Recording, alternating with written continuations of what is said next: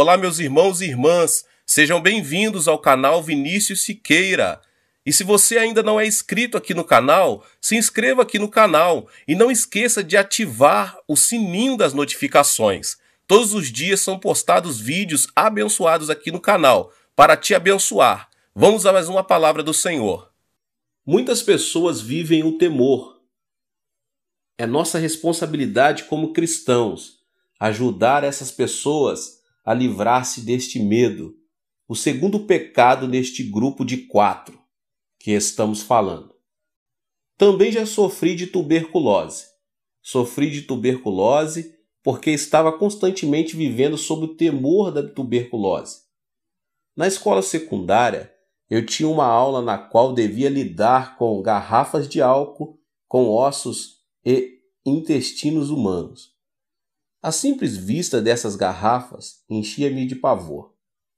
Certa manhã, o professor de biologia falava sobre a tuberculose.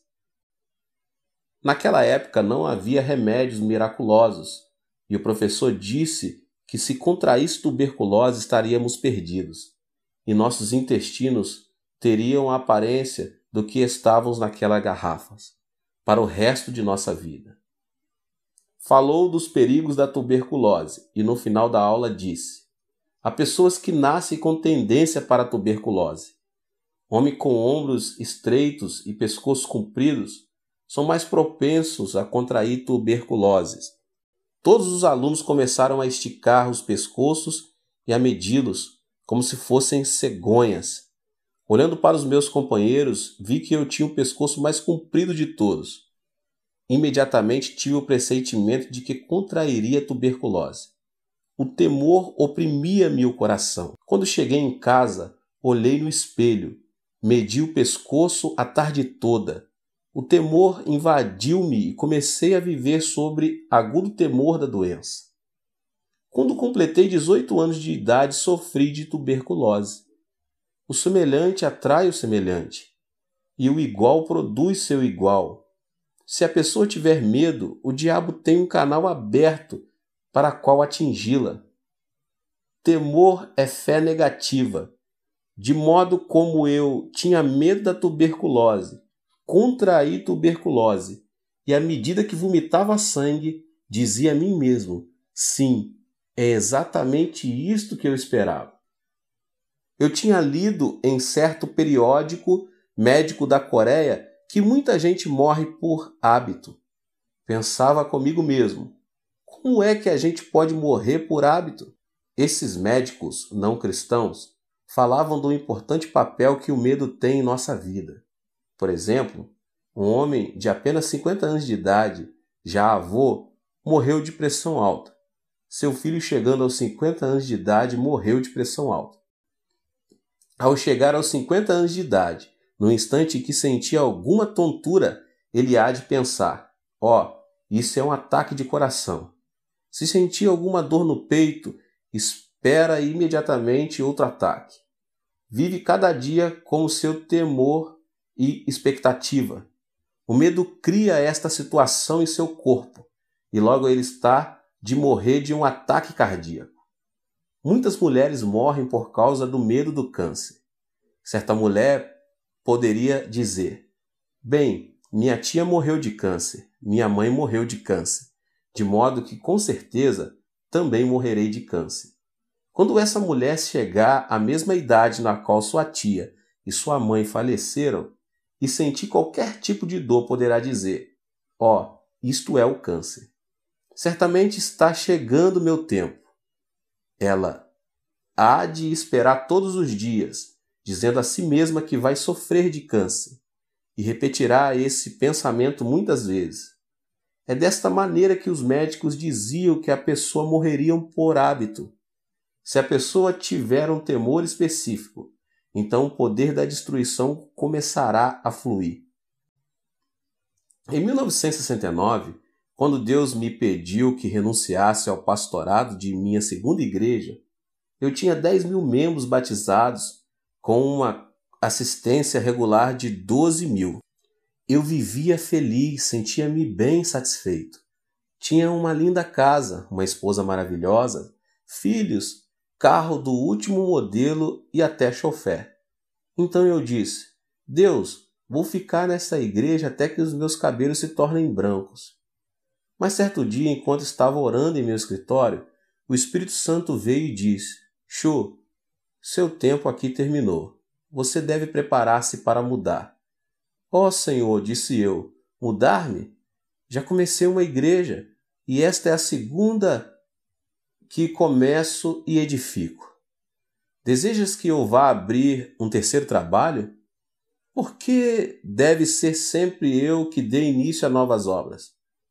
Estás escolhendo a pessoa errada. Dize a outro que vá. Assim comecei a discutir com o Senhor. Ninguém, entretanto, deve argumentar com Deus, porque ele sempre tem razão. Finalmente, Deus persuadiu-me dizendo: você deve ir e edificar uma igreja com espaço para 10.000 pessoas. Uma igreja que possa enviar pelo menos 500 missionários. Pai, repliquei, não posso fazer isso. Tenho pavor mortal de edificar uma igreja desse tamanho. Mas Deus disse, não. Disse-lhe que vá e você tem que ir. Consultei um construtor acerca dos custos. Disse-me ele por alto que eu ia precisar de pelo menos 2,5 milhões de dólares só para a igreja. Para o terreno precisava de outro 500 mil e para o terreno contíguo, a fim de construir o complexo de apartamentos, outros 2 milhões.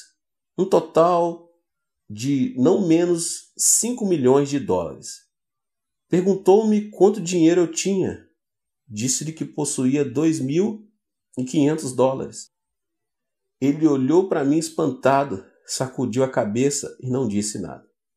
Então fui a uma reunião dos anciões da igreja e contei-lhes o plano. Certo ancião disse, pastor, quanto dinheiro o senhor vai conseguir nos Estados Unidos? Nenhum centavo, disse-lhe eu. Disseram, o senhor é um bom homem, um ministro genuíno, mas não é homem de negócios. Não é assim que se constrói uma igreja em um complexo de apartamentos. Então reuni meus 600 diáconos. Quando lhes contei o plano, começaram imediatamente a agir como coelhos assustados, como se eu fosse impor-lhes um tributo de sangue. Senti-me desnorteado. Estava cheio de medo. Fui ao Senhor. Senhor, ouviste todas as palavras dos anciões e diáconos. Estão todos de acordo, de modo que o Senhor tem de pensar sobre este assunto de novo. Então o Espírito Santo falou ao meu coração, filho, quando foi que lhe pedi que fosse falar aos anciões e com os diáconos? Então, eu não devia? Perguntei. O Espírito respondeu, mandei que você construísse uma igreja, não que a discutisse. Esta é a minha ordem. Levantei-me dizendo, sim, se esta é a tua ordem, cumpri-la-ei. Fui à prefeitura e comprei a crédito quase 2 hectares no campo mais caro, situados em frente ao edifício do Congresso, um dos lugares mais cobiçados de toda a Coreia. Depois fui ao construtor e assinei um contrato com ele para a construção da igreja e do complexo de apartamento. Tudo a crédito. Pensei com meus botões. Eles construirão a igreja. Eu confiarei em Deus e verei o que acontece. No dia em que comecei as obras, fizemos um culto especial. Finalizado o culto, fui ver como as coisas andavam.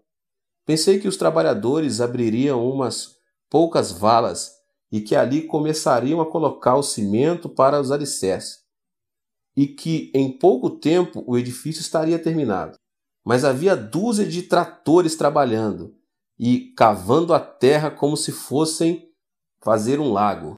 Fiquei louco de medo e perguntei, pai, como vês estes homens estão escavando? Eu terei que pagar por tudo isso. Não posso. Fiquei paralisado de medo. Meus joelhos começaram a tremer e pela imaginação me vi sendo levado num carro da polícia. Ajoelhei-me e orei. Ó Deus, o que posso fazer?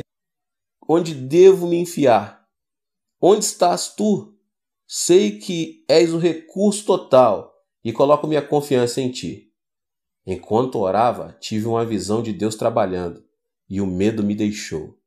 Quando abri os olhos e de novo vi as obras, voltei e senti-me cheio de medo. Por isso, durante o tempo que a construção durou, vivi mais com os olhos fechados do que com os olhos abertos. O mesmo princípio é verdadeiro em muitas situações. Se você olhar para as suas circunstâncias com seus olhos e com seus sentidos, Satanás o destruirá com temor. Mas se fechar os olhos e olhar para Deus, então poderá crer. Há dois tipos diferentes de conhecimento: conhecimento sensório e conhecimento revelado. Devemos viver pelo conhecimento revelado, encontrado do Gênesis ao Apocalipse, não por conhecimento sensório. Devemos instruir as pessoas a desistirem do temor de seu ambiente, de suas circunstâncias. Se não o fizerem, não poderão desenvolver a fé, nem Deus poderá fluir através delas. Peça-lhes que lhes entregue seus temores ao Senhor. Ensine-lhes a colocar sua fé somente na palavra de Deus. Deus te abençoe. Nos vemos nos próximos vídeos. Tem muita coisa boa por vir, tá bom? Ative o sininho das notificações e compartilhe com as pessoas que você mais ama. Deus te abençoe. Amém.